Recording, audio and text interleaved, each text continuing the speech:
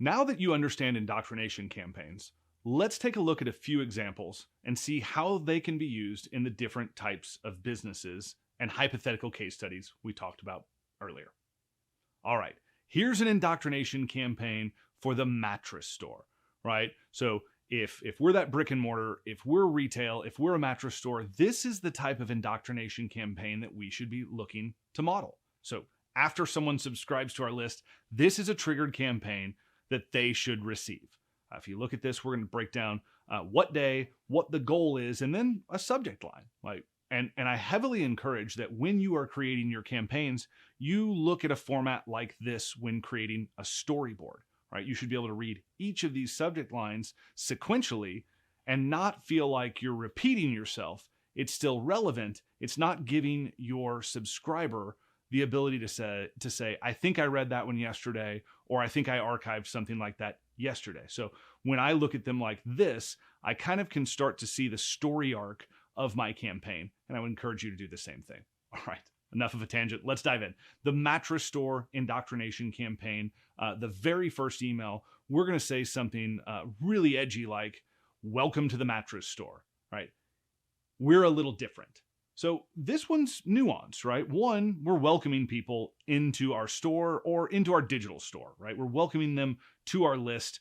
And then we're kind of saying something that seems maybe off, or that I don't know, is out of place for that retail brand or that business to say we're a little different.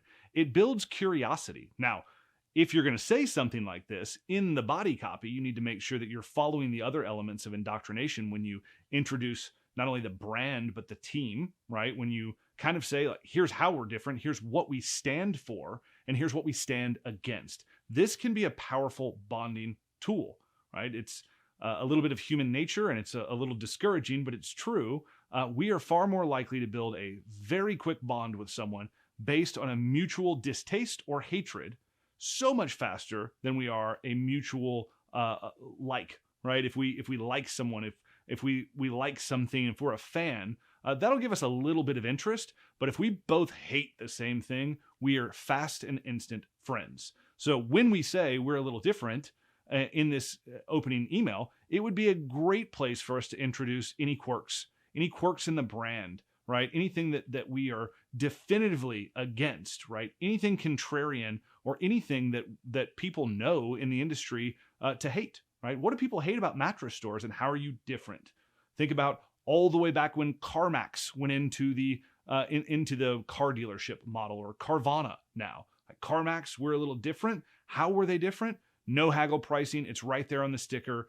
There's no one to get approval from. This is how much the car costs. That would be a great differentiator that makes you unique, that you would want to highlight. If you're Carvana, we're a freaking car vending store, right? You can buy your car like you would buy a Coca-Cola. So all these things that make you a little different and stand out, we need to highlight those, because that's when people are going to start to build the bond. So that's day one. If we're storyboarding this campaign, the very first day, like day zero, actually, when they would opt in, we're going to welcome them. We're going to introduce ourselves. Now, day two, we would go into something, a little different, right? We would move from that introduction to something maybe engaging, right? Testing the top 10 mattresses. Wine plus bowling ball equals ? Right? This is weird, frankly. It's weird, and it's in line with what we said. Frankly, we're a little different. It's curiosity-based. One, we're saying, like, we're going to take a look at the top 10 mattresses, but it's not just some stupid list.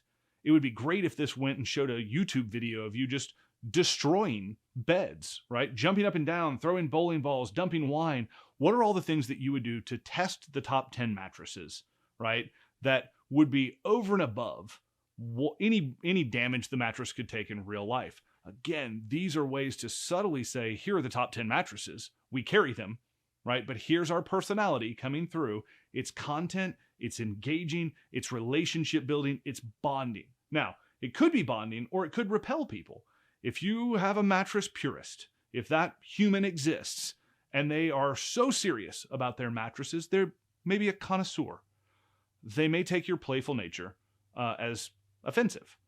Now, if that's the case, the best thing you can do is show it to them so you get them off of your list as soon as humanly possible.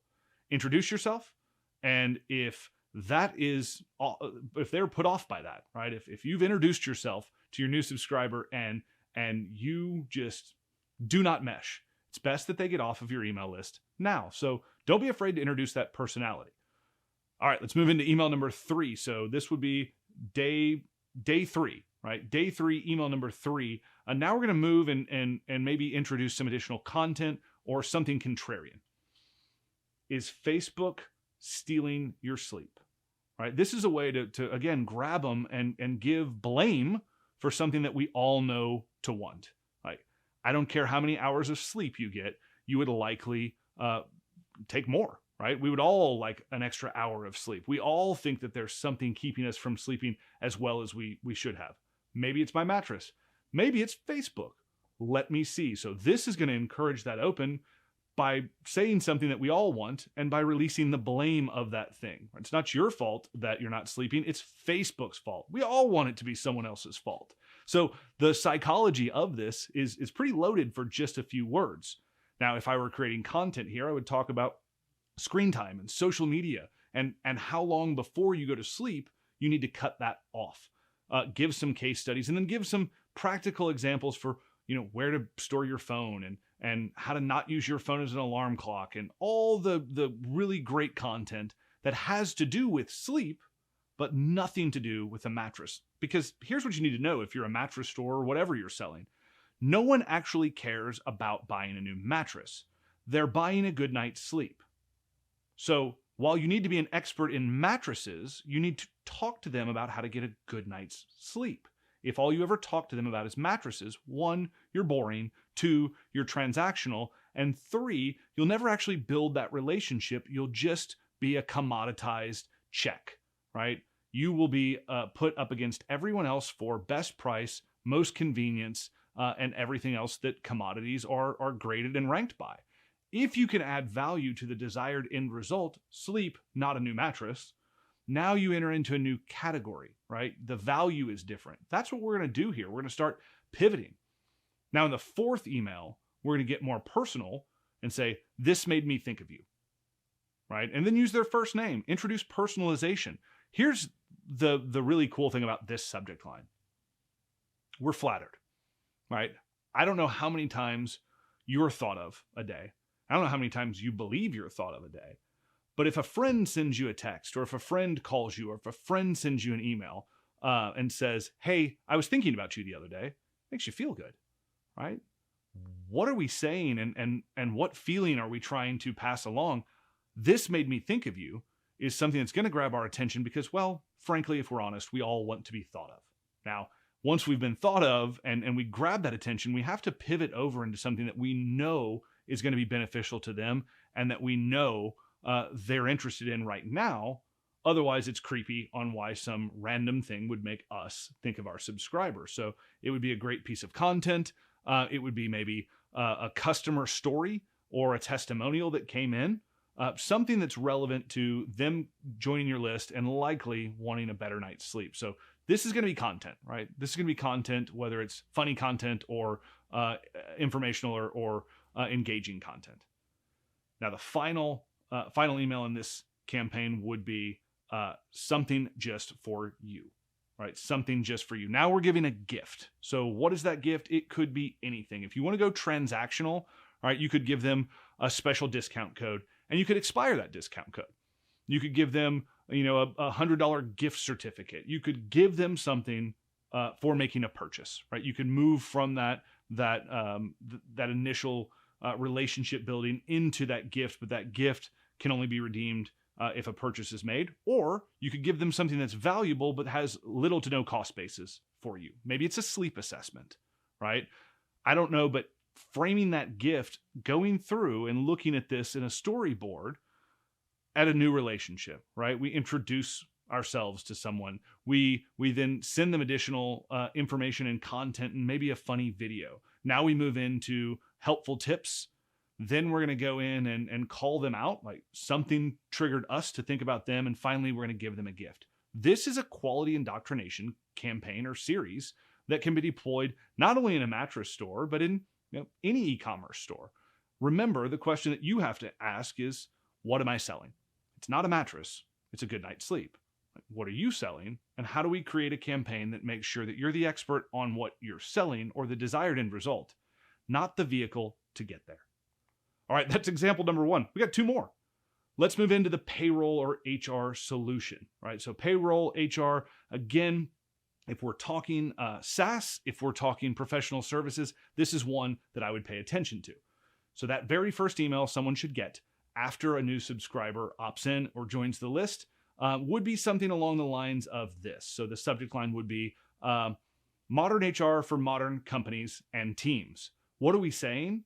We're kind of subtly saying we're a little different. We're saying those old HR companies just don't work anymore. We're saying like things have changed and we're on top of it, right? So this is a great way to introduce how you're different, right? How are you modern? What does a modern team look like? How do you understand modern companies and their needs, their people needs, their HR needs? This is a great way for you to, again, introduce what you stand for and what you stand against.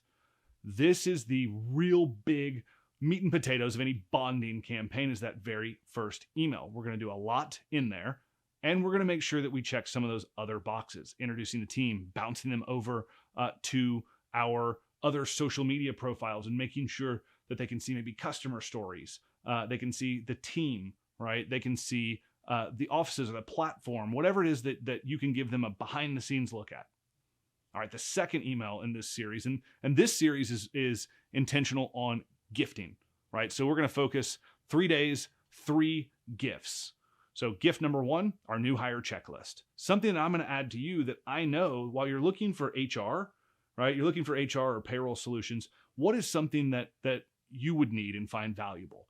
Well, a checklist for how to onboard a new team member would be incredibly valuable for anyone in HR, right? Even if it's not going to solve the immediate problem, it's going to prove that one, you understand what's important to them and their needs, and two, that you're willing to give content, and assuming the content is good and quality, they'll know that they should look to you for additional areas of expertise in all things people and HR. So that's the first gift. Give them a free gift, whether they need to opt in to get it again, even though they just did, or register to receive it, or book a call to go through it. Give them something of value and make sure that they know that you understand. You understand the role you play. You're not selling HR services. You're selling making their lives easier to onboard, manage, engage their employees. This is a great way to start. Now, the next day, I would send another free gift. So gift number 2, and I love numbering emails and subject lines because we can reference in an email body. If you missed yesterday's email, search your inbox for gift number 1, our new hire checklist. Now, if you can send someone on a digital scavenger hunt through your inbox or through their inbox looking for your content, when they find it, it's even more valuable. So I love the numbered emails. I even love skipping a number, right? That'll really get someone to focus on where is this thing. It's completing a set, right? It's figuring out where was number 2. Now, don't do it to be malicious. You still want to deliver the email. You just skip the numbering in the subject line. So deliver the gift, skip the email. Anyway, let's look at gift number 2. Gift number 2 would be, employee benefits survey, right? Employee benefits. If someone is looking for payroll or HR solutions, what we need to say is, let's go ahead and acknowledge and maybe put aside your bias. Like, what do your people want? If we can then give them a tool to send out to their company or send out their employees, and 1, it's valuable, 2, they use it, and 3, they get feedback, we have just affected change, right? Movement in their company, and we've been introduced to their team. So this has dual purpose. And if you're an HR or payroll solution, I'd heavily encourage you do this. So that's day 3, right? We've given them 2 gifts in just a couple of days.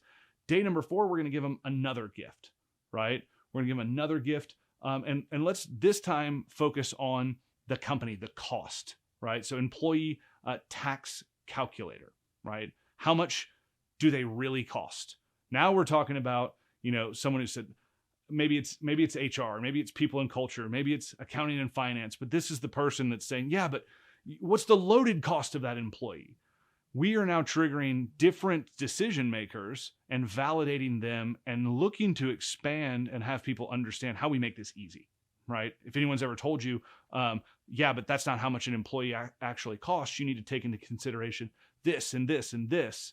That's why we created this calculator, so that before you hire an employee, or when you have your existing employees, you can plug in a few numbers and easily know how much each individual employee, team, and department costs. What an incredibly valuable tool. If you're sending that out, again, you're validating that you make people's lives easier in and around all things payroll, hiring, team engagement, employee costs. With 3 simple gifts, all should be valuable. You are starting to build that relationship, probably with multiple stakeholders in a B2B transaction. All right, the last email I would send in this campaign is one to start a conversation.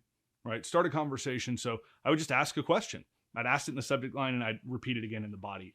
I would acknowledge both the first name and the company name. So, hey, first name, how can I help company name today? And I would probably make that email pretty simple. Hey, I've sent you, 3 really cool and valuable gifts over the past few days, but I got to ask, like, did that solve your biggest need? What can I do today to help you overcome or solve your biggest need or opportunity? Let me know. Happy to jump on the phone. That's it. If they reply to that email or jump on the phone with you, you have now entered into that authority, that expert, that helping place in their mind, and you're in. You're out of the commodity, like, price testing market, and you're into the resource, friend, benefit department. So I would heavily encourage, if you're in professional services, if you're in SaaS, and if you're in B2B, looking to structure a campaign for indoctrination, something like this. Also, don't forget to add the personality and the brand, and show people, the humans behind the brand, because everything we're selling is human to human. Your brand has no soul. We need to introduce that with our people. All right, this is the third and final example of an indoctrination campaign, and here we're talking about marketing, training, and education companies. So if you are a creator, if you're in education, if you're in media publishing, you should look to model something in and along the lines of this campaign for your indoctrination.